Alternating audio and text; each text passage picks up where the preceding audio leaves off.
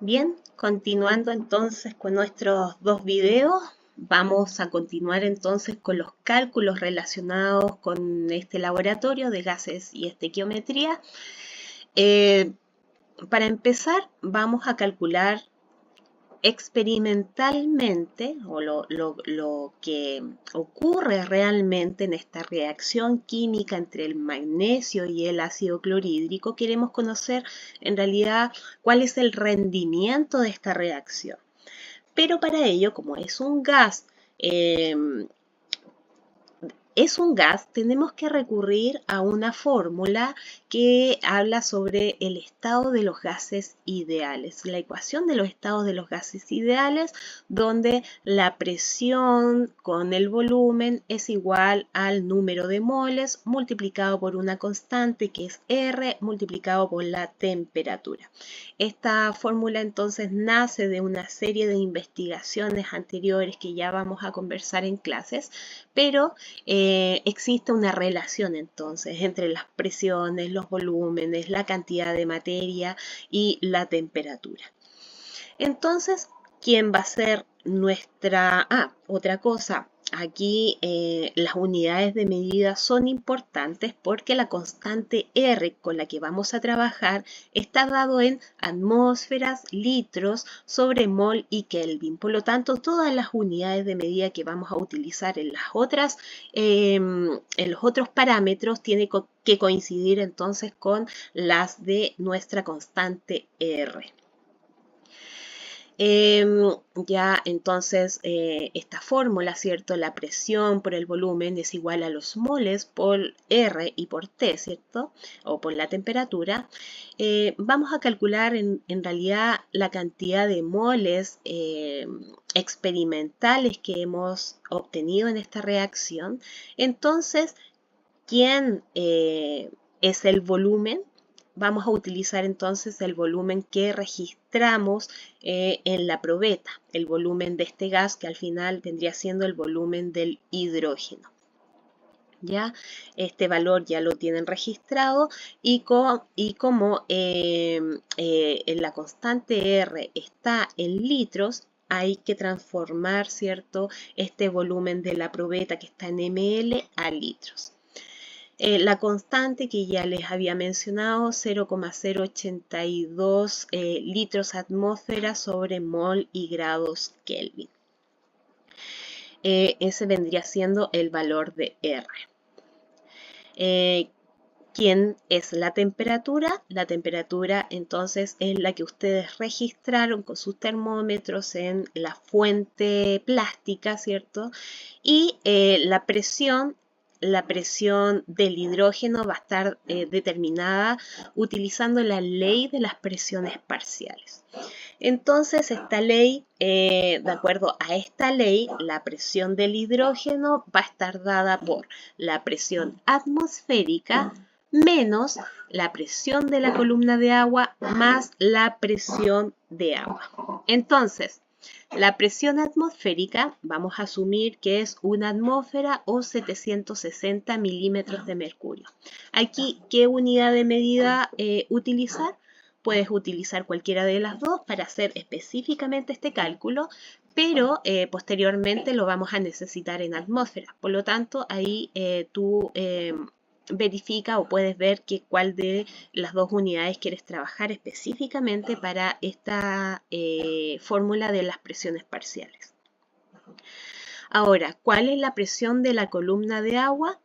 Ya habíamos mencionado en el video anterior entonces que 1 centímetro de agua equivale a una presión de 9,73 por 10 elevado a menos 4 atmósferas, o bien, como dice la guía, 1 centímetro de agua es igual a 0,74 milímetros de mercurio. La presión de agua o la presión del vapor de agua va a depender de la temperatura registrada. Ya ustedes ya tomaron una temperatura, ¿cierto?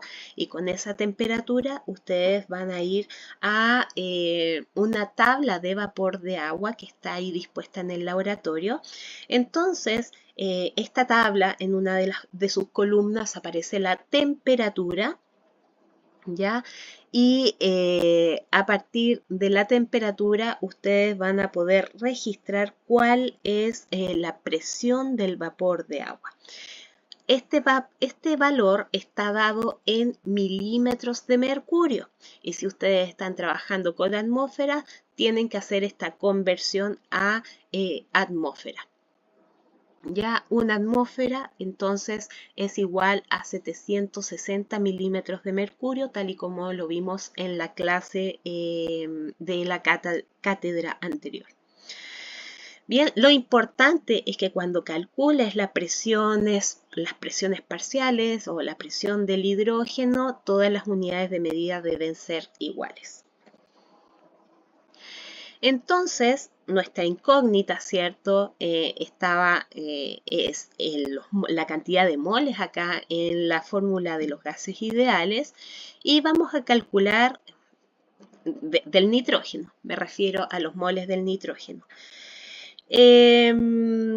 Vamos a calcular los moles de cada reactivo, ya esto con el objetivo de poder calcular, ¿cierto?, nuestra cantidad o el rendimiento teórico, ¿ya? Entonces, ¿cuánto tenemos de magnesio? Esto está dado en el peso que ustedes registraron o que está registrado y que se les entregó, y esa masa, esa cantidad se puede transformar a moles a través de la fórmula, ¿cierto? Los moles es igual a la masa partido por la masa molar. Entonces la masa molar del magnesio es 24,3 gramos mol y ustedes ahí hacen las conversiones igual en todos los grupos, estos números van a ser distintos. En cuanto al ácido clorhídrico, también podemos conocer su valor a través de la concentración, que era 1 molar, y el volumen de ácido clorhídrico que ustedes agregaron a su matraca Erlenmeyer, que era 30 ml. Entonces ahí hacen la conversión y resuelven la cantidad de moles específicos y que vendría siendo entonces la cantidad de ácido clorhídrico y de magnesio reales.